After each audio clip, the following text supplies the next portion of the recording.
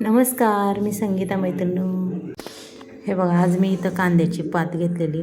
ही पात म्हणजे अगदीच शेतातलं रोप लावायचं होतं, कांदे लावायचे होते आणि त्याच्या 2-4 जोड्यांची मस्त असे शेंडे कापून घेतले. बघा, रोप हे कापायच लागतं आणि याची भाजी एवढी अप्रतिम होते, अगदी कवळी लसलशीत अशी ही पात आहे. आणि ही पात कोणाच्या इथं जरी रोप पोपटाय असलं तरी आपण घेऊन येतो, एवढी भारी लागते पहा, खूप चविष्ट. कारण की कांद्याची भाजी अशी ही कवळी रोपाची कवळी भाजी ही आपल्याला खायला भेटत नाही. ज्यावेळेस माणूस कांदे लावतात त्याच वेळेस ही कांद्याची भाजी खायला भेटते, ही रोपावाली. आणि खूप छान आहे बघा, एकदम बारीक अशी कट करून घेतलेली मैत्रिणी. अशी अप्रतिम ही भाजी होती आणि अगदीच गावरान पद्धतीने मी तुम्हाला दाखवणार आहे. पहा, ही गावाकडची म्हणतात ना भाजी. आता इथं भरपूर मिरच्या घेतात, हे मिरच्या एवढ्या तिखट नाही त्याच्यामुळे जास्त घेतलेल्या आहेत.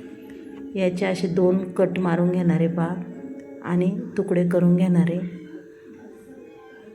कारण की लांब मिरच्या आहेत त्याच्यामुळं तुकडे करून टाकायचे. अगदी भरपूर अशा मिरच्या टाकलेल्या आहेत. आता त्याच्यात अगदी भरपूर असा लसूणही टाकून घेणारे पहा. लसणाचा आणि मिरचीचा हा खरडा मी वाटून घेणार आहे बघा.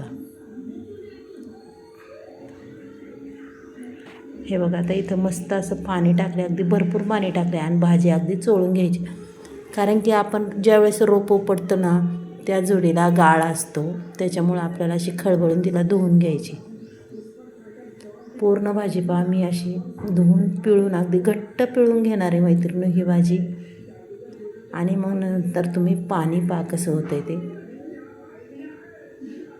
आता एवढी आपण पिळून घेते ना तरी त्याला पाणी भाजीला सुटतंच बरं का, किती पिळून घ्या पहा. आणि खाली थोडी माती आहे.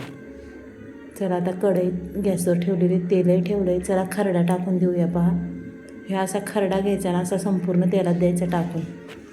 खरडा अगदी संपूर्ण टाकला ना चांगला परतून घ्यायचा बघा मस्त, की आपल्या खरड्याला बी अगदी छानपैकी चव लागते बरं का. हे बघा, अशा पद्धतीने मी हा खरडा संपूर्ण परतून घेणार आहे तेलात. अगदी लसूण आणि ते मिरची, त्याचा खरडा आणि लसणाचा अगदी छान सुगंध सुटतो बा आणि भाजीला एक वेगळीच चव लागते. खूप अप्रतिम अशी ही भाजी होती. आणि तुम्हाला सांगते, आपण जे निबार जर भाजी घेते ना त्याची चव एकदम बिघडते, तशी ह्या भाजीची चव एवढी अप्रतिम लागते. तुम्ही रोजही असं तरी कंटाळणार नाही, ही खायला एवढी भारी लागते. आता इथं संपूर्ण ताटातली मी भाजी काढून देते बघा. पाणी काय निघालं नाही आहे, पूर्ण मी पिळल्यामुळं पाहू शकता.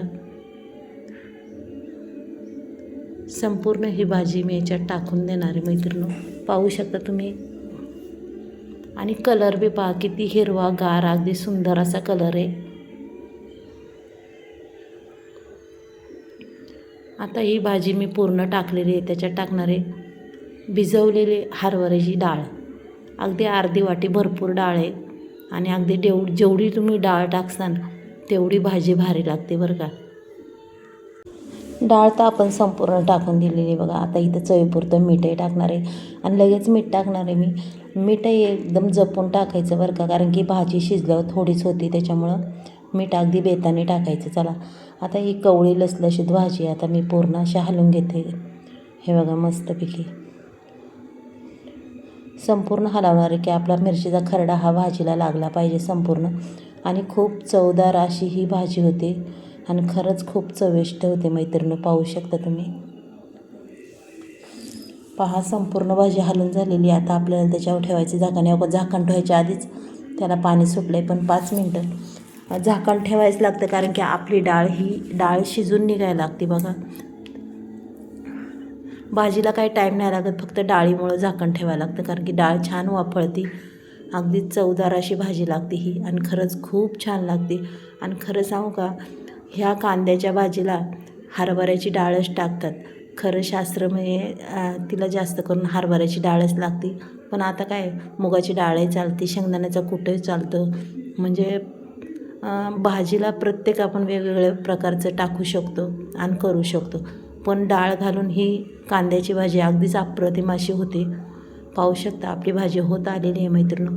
आता मी तिला तरी फास्ट गॅस करून अगदी हलवणार आहे बघा पटापट. आणि अशी थोडी मोकळी सुटसुटीत होणार आहे ती भाजी, पाहू शकता तुम्ही.